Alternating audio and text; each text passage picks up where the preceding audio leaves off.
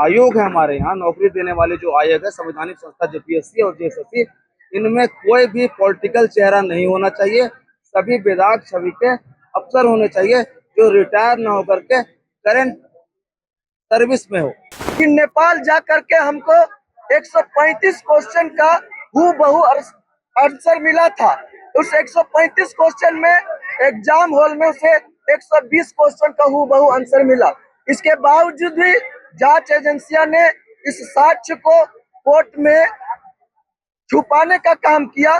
इसीलिए हम लोगों ने फास्ट ट्रैक कोर्ट के तहत 90 दिनों के अंतर्गत कार्रवाई करने की मांग की है कि एक तय सीमा में एक डेडलाइन तय की जाए जो कि 90 दिन की हो।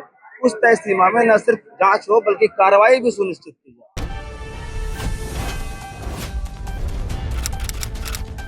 झारखंड में युवाओं के चल रहे आंदोलन के दौरान आज आंदोलनकारियों ने प्रेस वार्ता की और कई महत्वपूर्ण मांग सरकार से की है, जिसमें मुख्य रूप से अगर आप देखें तो अब तक जो झारखंड में नियुक्तियां हुई है, चाहे वो जेपीएससी से हो या फिर जेएसएससी से हो, इन तमाम नियुक्तियों की जांच के लिए वो सीबीआई जांच की मांग कर रहे हैं। साथ ही अब एक मांग और बढ़ा है इन छात्रों के द्वारा, इन अभ्यर्थियों के द्वारा, इन आंदोलनकारियों के द्वारा कि झारखंड में जो अब तक नियुक्तियां हुई इसमें जो आर्थिक लेन देन हुए हैं इसको देखते हुए ईडी की भी एंट्री कराई जाए, यानी कि सीबीआई के साथ साथ अब ईडी से भी पूरी नियुक्ति प्रक्रिया की जांच हो, ताकि जो अवैध वसूली किए गए हैं, जो पैसों पर पोस्ट बेचे गए हैं, जो नौकरियां बेची गई है, उसको लेकर के एक तरह से आंकड़े आए। जो नियुक्तियां अब तक नहीं हुई है, जो कैलेंडर जारी नहीं हुए हैं, इसको लेकर के भी सरकार से मांग की गई है कि जल्द से जल्द उन प्रक्रिया को पूरा कराया जाए, तभी जाकर के छात्र जो है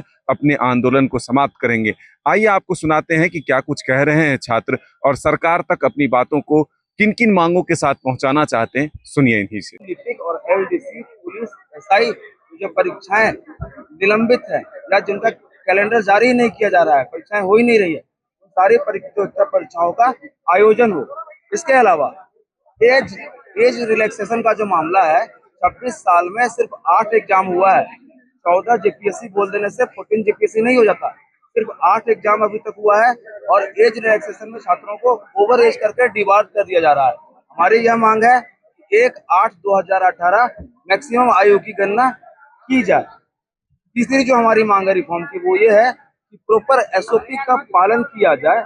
एसओपी का पालन नहीं करने के कारण सभी परीक्षाओं में अनियमितता हो रही है। एक और जो हमारी मांग है, आउटसोर्सिंग एजेंसी के द्वारा एग्जाम कराया जाना बंद किया जाए। एग्जाम कंडक्ट आयोग स्वयं से कराए। अगर कोई हेल्प लेती है आउटसोर्सिंग परीक्षा करने के लिए तो वो लॉजिस्टिक और ट्रांसपोर्टिंग भी ले सकती है, बाकी के सभी कार्य स्वयं आयोग के द्वारा कराया जाना चाहिए। एक और जो सबसे प्रमुख मांग है, ट्रांसपेरेंसी और अकाउंटेबिलिटी तय की जाए।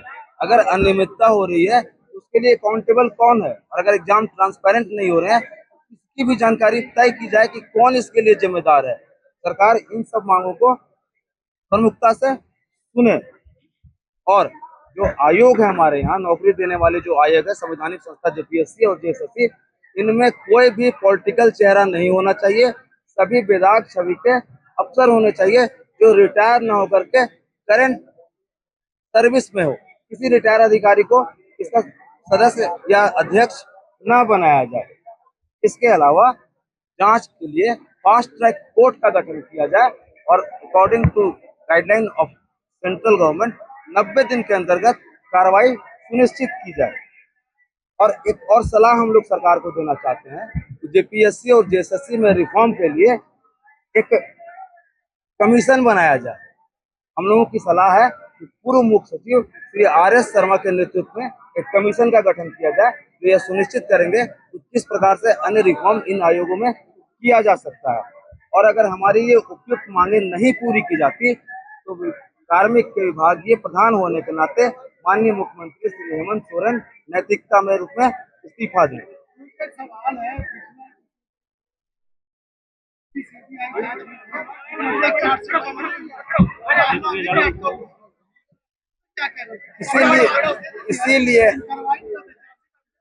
इसीलिए हम लोगों ने फास्ट ट्रैक कोर्ट के तहत 90 दिनों के अंतर्गत कार्रवाई करने की मांग की है कि एक तय सीमा में एक डेडलाइन तय की जाए जो कि 90 दिन की हो।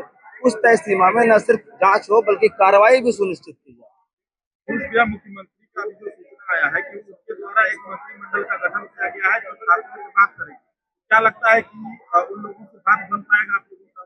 हमारी सारी मांगे जायज है, एक भी मांग ऐसी नहीं है जो कि नाजायज हो।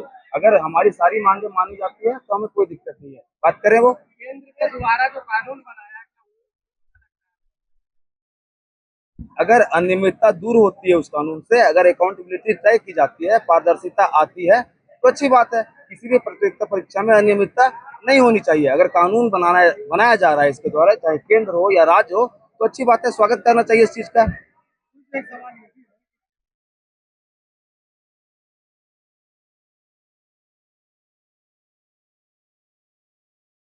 आगे की जो रणनीति है, हमारी आंदोलन की रूपरेखा की आगे की जो रणनीति है, इस पे भी हम लोग बात करेंगे।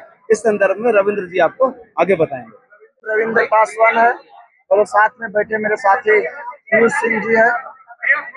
आज जो है सो हम लोग आप सभी जी हम लोग प्रवक्ता के तौर पर आप लोगों को बुलाए हैं। आज जो है सो हम आप सभी को और आपके माध्यम से झारखंड के संपूर्ण छात्र नौजवान को, झारखंड के संपूर्ण आम आवाम को कुछ जानकारियां देना चाहता हूं। हमारी जानकारियां 2-3 भाग में है। पहला जो है तो मेरा मांग पत्र से संबंधित है।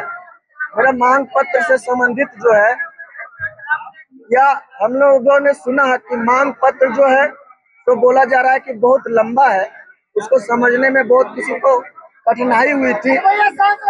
तो उस मांग पत्र को जो हम लोगों ने उसको थोड़ा संक्षिप्त करके आप सबको बताने का प्रयास कर रहा हूँ। हम सभी छात्रों का जो मांग पत्र है उसको हमने 3 भागों में बांटा है। पहला रद्द, दूसरे जांच और तीसरा रिफॉर्म। रद्द में है कि टीडीपीएल एजेंसी द्वारा आयोजित सभी परीक्षाएं तथा अभय तिवारी से संबंधित सभी परीक्षाएं तत्काल प्रभाव से रद्द हो।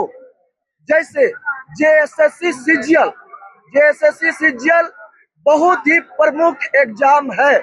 इसमें इतनी सारी गड़बड़ियां हैं कि आपको हम बता नहीं सकते कि कितनी गड़बड़ियां हैं।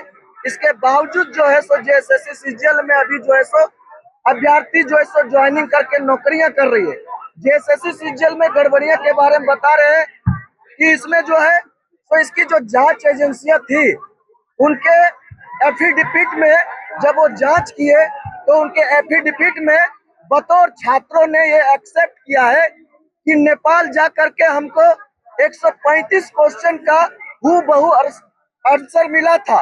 उस 135 क्वेश्चन में एग्जाम हॉल में उसे 120 क्वेश्चन का हूबहू आंसर मिला।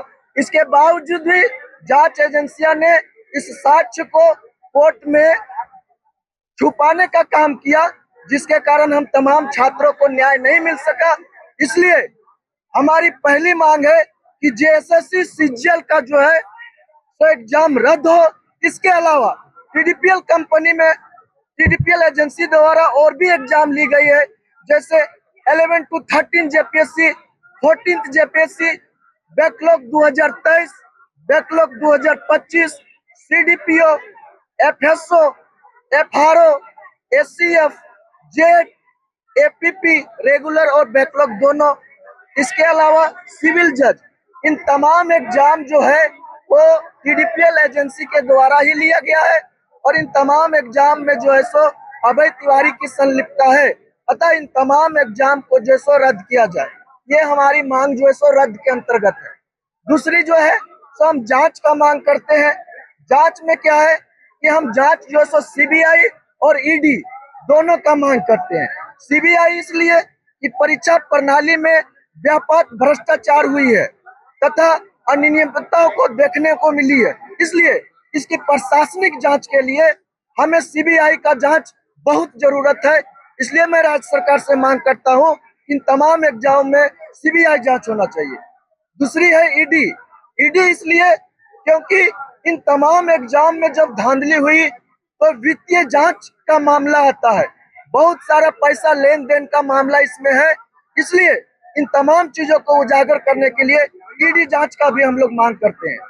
अब आगे जो है हमारे मांग पत्र में कुछ रिफॉर्म्स है, उस रिफॉर्म्स के बारे में हम चाहेंगे कि हमारे साथी पीयूष जी उसको क्लियर करेंगे आप लोग के समक्ष।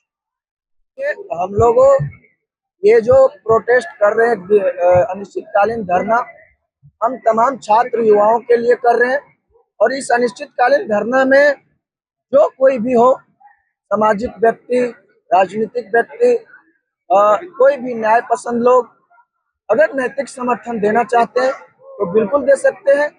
वो अपना किसी भी बैनर तले ना आकर के, बिना बैनर का, बिना झंडा का हम सभी छात्रों के साथ आकर के वो नैतिक समर्थन दे सकते हैं, इसमें कोई दिक्कत नहीं।